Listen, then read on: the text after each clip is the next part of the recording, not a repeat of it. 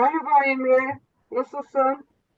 İyiyim, çok teşekkürler. Siz nasılsınız? Sağ olun. Emre seni takip etmekte zorlanıyoruz. Çok yoğun bir sanat yaşamın var. İstanbul'dan New Orleans'a taşındığından bu yana bir saniye bile durmuyorsun. Sanırım bu yaşadığın şehirle alakalı. New Orleans'ın sanat yaşamı mı çok yoğun yoksa sen mi çok çalışıyorsun? Çok teşekkürler. Valla geldiğimden beri elimden geleni yapmaya çalışıyorum.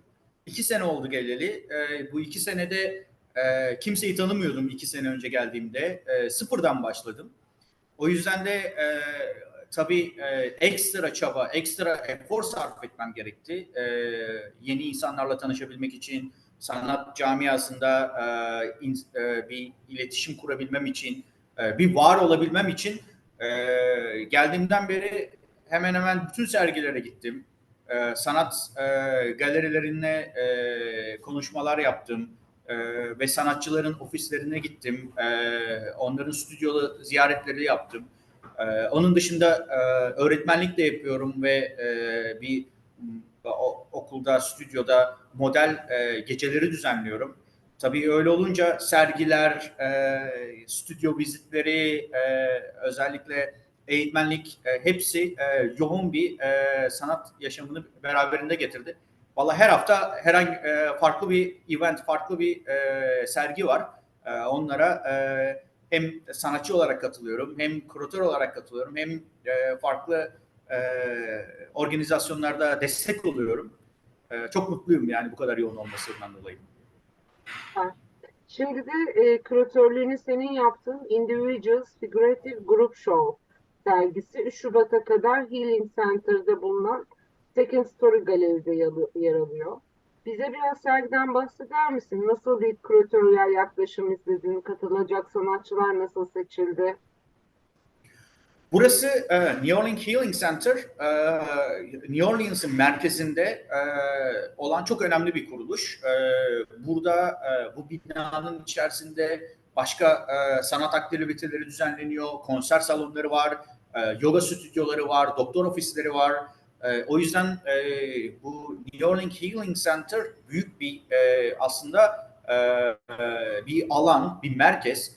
Bunun içerisinde de Second Story Gallery bir co-op, sanatçıların oluşturduğu bir galeri. Onun da bir üyesi olarak burada sergi açma olasılığım oldu. Ciddi büyük bir alan. Bu büyük bir alana eğer büyük bir alana güçlü bir sergi açma planım vardı. Sergi içerisinde 21 tane sanatçı var ve 65 tane eser var. Bunların içerisinde büyük yağlı boya işler var. Onun dışında heykeller var. Yaklaşık 7 tane heykelimiz var. Fotoğraf var, çizimler var. Yani aslında figürü ve figüratif resmi öne çıkartacak ve vurgulayacak bir sergi olmasını istedim. Buradaki sanatçıların hemen hemen hepsi yıllardır müzelerde sergi açmış insanlar. Ciddi sanat fuarlarında başvurmuş insanlar, orada sergilenmiş insanlar. O yüzden çok güçlü kariyerleri olan insanlar. Onların hepsini bir araya getirmek ve bir harmoni oluşturmak çok önemliydi benim için. Çok mutlu hissediyorum kendimi. Çok büyük bir onur. Çünkü müzelerde gördüğünüz işleri, resimleri ve sanatçıları bir araya getirip bu serginin kuratörlüğünü yapmak benim için yani bir hayal diyebilirim. O yüzden çok çok mutluyum.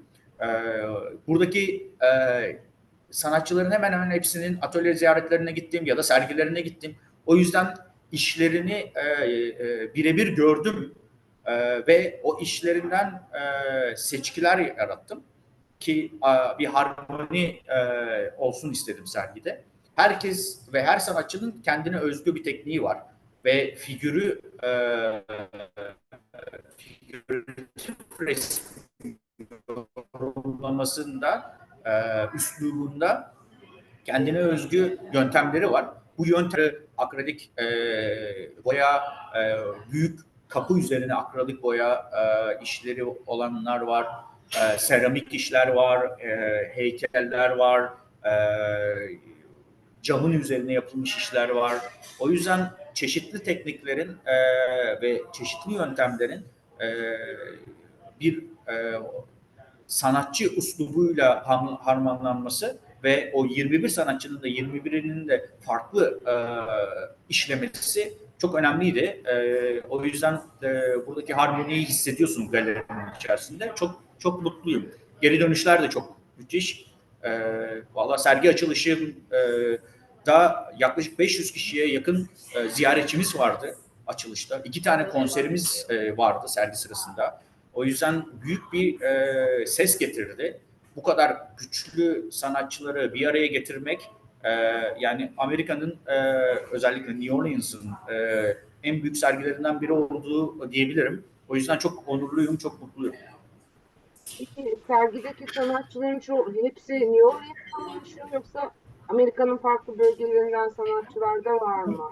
Lokal sanatçıları seçtim. Yani hepsinin stüdyoları ve yerleşimleri burada. Bu lokal sanatçıları işlememdeki neden aslında hem birebir işlerini görüp bağlantı sağlamak. Onlar benim arkadaşlarım olmaya başladılar. Çünkü aslında biz hep aynı gemide beraber gidiyoruz. O yüzden de hepsini bir araya getirip güzel bir harmoni oluşturmak benim için çok önemliydi. Bu 21 sanatçının 21'i de lokal sanatçı. New Orleans'ta yaşayan, eğitmenlik yapan, aynı zamanda müzelerde sergi açan ciddi önemli sanatçılar. Çoğuyla birlikte de zaten beraber desen çalışması yapıyoruz. Ben haftanın 2 günü model davet ediyorum sanatçıları. Modelimiz geliyor, ciddi sanatçılar beraber oturuyoruz, desen çalışıyoruz canlı modelden. Bu çalıştığımız desenler sonra resim oluyor. Zaten oradaki bağlantıyı da hissedebiliyorsun. E, Sergi açılışına modellerimiz de geldi. Kendi modelimiz beraber yanında fotoğraf çektirdi. Hani sanatçıların bir figürü, bir canlı figürü nasıl işlediğini görebiliyorsun. O yüzden de çok güzel bir başlangıç oldu bizim için. Kuratörlüğünü de benim yapmam çok da ses getirdi. Özellikle çok çok mutluyum. Büyük bir başarı olduğunu hissediyorum. Sergide figür sanatı her yönüyle ele alınıyor sanırım. Kullanılan yenilikçi teknikler, seçilen konular, figür temasının ele alınış şekilleri gibi. Bu sergi figür sanatı konusunda neler anlatıyor? Özellikle New Orleans açısından baktığımızda. E, Figür sanatı konusunda nasıl bir söylem ortaya koyuyor? Şimdi serginin teması da individuals, yani bireyler. Herkes aslında figürü ele alırken kendi bireysel bakış açısını ortaya koyuyor. Bazıları kendi geçmişiyle ve çocukluğundan gelen e, ögeleri barındırdı o figürün içerisinde. Bazıları kendi yaşamındaki işte sevgililerini, beraber hayatı paylaştığı arkadaşları barındırdı. Bazıları kendi çocukluğuna temalar yaratırken bazıları kendi dışarıda gördüğü hayatı gözlemledi ve onu algılamaya çalıştı. Yani aslında bir harmoni oluşturdu. Teknikleri ve kendine has uslubu hissedebiliyorsun. Her sanatçının zaten oturmuş bir tekniği var. Figürü her sanatçı kendi yöntemiyle ele alması çok önemliydi. Bu sergide özellikle öne çıkan, vurgulamak istediğimiz şey duyguydu. Duygu ve aslında işlere farklı üsluplarda olmasına rağmen işlerin hepsine baktığımızda duygu yoğunluğu olan işler. Figürlerin içerisine baktığımızda bu figürler, portreler o duyguyu sanki dışarı akıtacakmış gibi, fışkıracakmış gibi, dudaklardan çıkacakmış gibi hissediyorsunuz. Özellikle portrelerde bir duygu birikimini dışarı vurmak isteyen bir algı var, bir kuvvetli bir iletişim var seyirciyle. O çok önemli. Bu serginin konsepti bireyler ama bu bireylerin barındırdığı duygu asıl sergide harmanlanan ve dışarı vurulan olay. Yani hepsi farklı üslup, farklı insanlar olmasına rağmen işlediği subject farklı figür olmasına rağmen duygu barındırması nedeniyle bir iletişim halinde connection var işler arasında. Bu duyguyu yoğun bir şekilde hissedebiliyoruz sergide. Peki Emre'cim, biraz sergiyi gezdirebilir misin bize? Online de olsa. Tabii. Yani sergide çok çeşitli işler var. Özellikle çok büyük resimler de var. Ciddi sanatçılar da var. Önemli sanatçılardan biri Ruth Owens. Özellikle geçtiğimiz ay Art Miami Basel'de bu eseriyle var oldu. Orada e, sergileme şansı buldu. O eserin de gelip bizim sergide bu ay var olması, sergilenmesi çok büyük onur bizim için. Carrie Hope, e, hem yakın bir arkadaşım, kendisi beraber model gecelerinde beraber çalışmalar yapıyoruz. Kendisi önemli bir sanatçı, ciddi bir figüratif ve portre sanatçısı. Özellikle bu işi önemli bir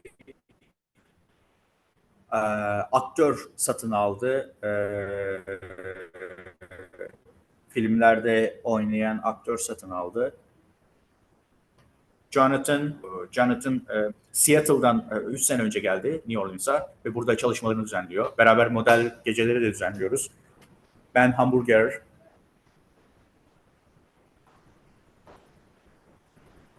Aaron Belka. Aaron Belka da burada Ogden Museum'de çeşitli sergiler açtı. Önemli figür sanatçılarından biri. Önümüzdeki Nisan ayında büyük bir sergisi düzenlenecek. Lemieux Galeri'de, Julius Street'te. Tom Walton, kendisi Southern Eastern University profesör. Önümüzdeki ay onun da bir solo sergisi var Mississippi'de bir üniversitede. Peki Kübalı sanatçı. O da New Orleans'ta yaşıyor. Küba'dan New Orleans'a geldi. Sean Clark yakın bir arkadaşımdır. Beraber stüdyo çalışmaları yaptık. Kendisi şu an Ogden Müzesi'nde 2 tane resmi sergileniyor. Çok önemli sanatçılardan biri. Trinity Thomas, o da Ogden Müzesi'nde. Kendisi çok genç bir sanatçı ve Ogden Müzesi'nin Contemporary Show'unda ikincilik ödülü aldı. Çok büyük bir ödül ikinci olabilmek.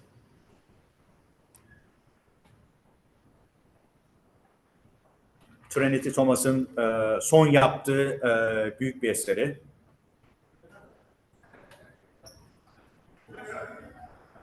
Ben Hamburger.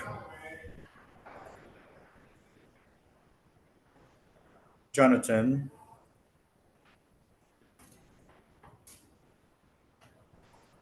Roz Garcia. Margaret Davis. Kendisi New Orleans'a 2 sene önce taşındı. emekli oldu. Kendisi profesördü resim üzerine. Özellikle Ibis Gallery adında bir galerisi var. Orada da ciddi sergiler, figüratif sergiler düzenleniyor. Benim iki tane resmim Emre.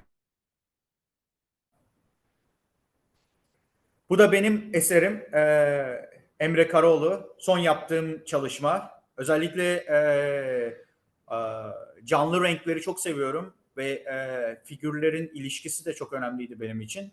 Buradaki kadın hemen benim evimin yakınında bisikletle giderken onu gördüm. Tek başına oturuyordu. Sordum, ne yapıyorsun dedim burada. Oğlumu bekliyorum dedi. Çünkü oğlum pazar günleri geliyor buraya dedi. O yüzden de kendisinin portresini çalıştım ve yanına da hayali oğlunu yerleştirdim. Sunday is Sunday. Yani pazar günü oğlumun günü. Bu da Jamie, benim çok yakın bir arkadaşım. Beraber model gecelerinde çalışmalar düzenliyoruz. Carjo Williams, Amerika'nın ciddi müzelerinde sergi açmış önemli sanatçılardan biri. Bu eseri çok büyük bir eser ve iki tane kapıya üzerine yapmış bir eser. Kapı üzerine akrilik çalışması var.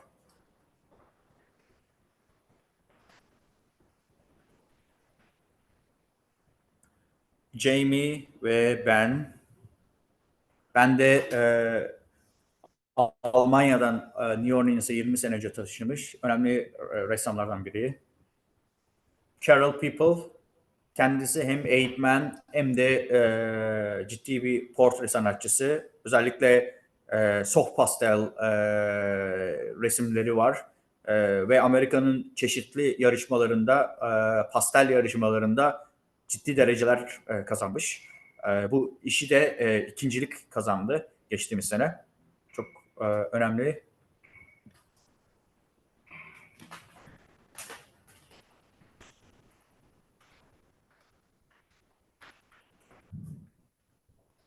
Desen çalışmaları da burada.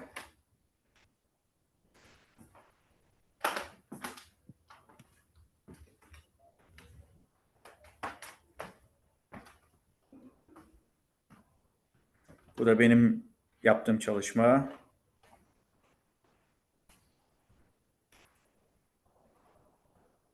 Emre Karaoğlu. Sean Clark. Onun self portresi.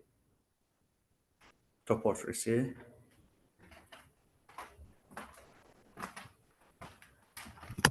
Yani sergide yaklaşık sergide 21 sanatçı ve 65 tane iş var.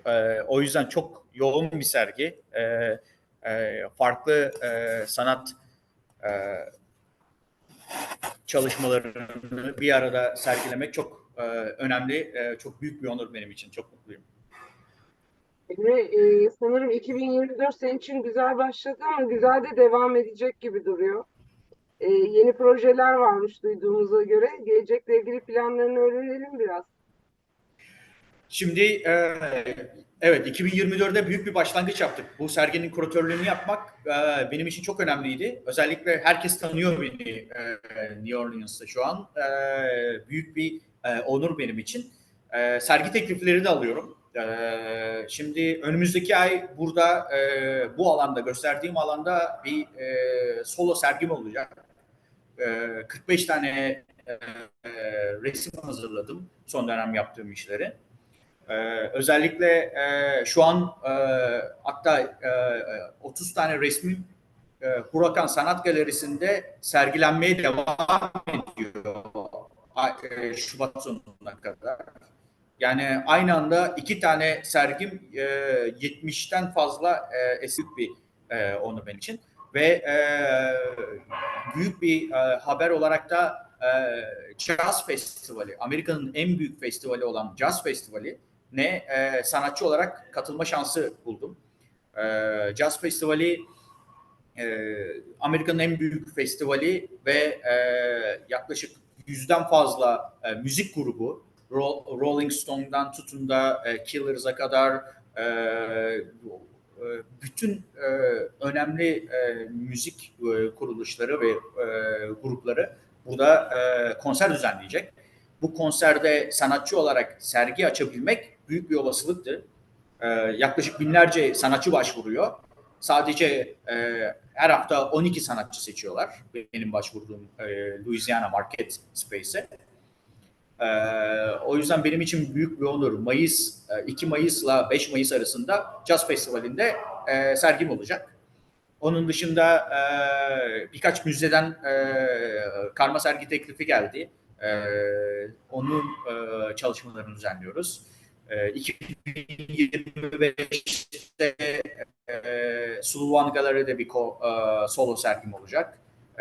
Yani 2024 ve 25 benim için çok heyecanlı, çok yoğun bir sanat yılı olacağını düşünüyorum. Emre, başarılar diliyoruz. Bu tip etkinliklerde yer alman bizim için büyük onur. Seninle gurur duyuyoruz. Başarıların devamını diliyorum. İnşallah serginde görüşmek üzere. Çok teşekkürler. Bu daha bir başlangıç. Daha çok yolumuz var. Çok teşekkürler. Bu zamana kadar bana destek olan özellikle Resul Aytamur ve Fadime Yücel başta olmak üzere bütün öğretmenlerime çok teşekkür ederim. Buralara gelmemde bana çok destek oldular. Çok mutluyum. Ama bu daha bir başlangıç. Daha çok güzel şeyler olacak. Çalışmaya devam edeceğiz hiç durmadan. Tekrar başarılar diliyorum. İyi akşamlar diliyorum. Sağ olun. Hoşçakalın.